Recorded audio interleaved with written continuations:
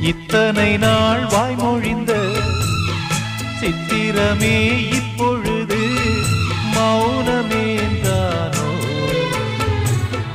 மின்னலென மின்னிவிட்டு கண்மறைவாய் சென்று விட்ட மாயம் நீதானோ?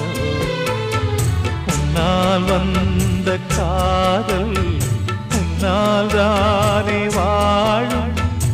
என்னை நீங்கி போனார் உன்னை சேரும் பாவம்.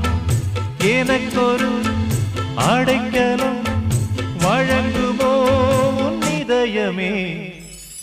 அன்பேவா அருகிலே என் வாசல் வழியிலே உல்லாச மாளிகை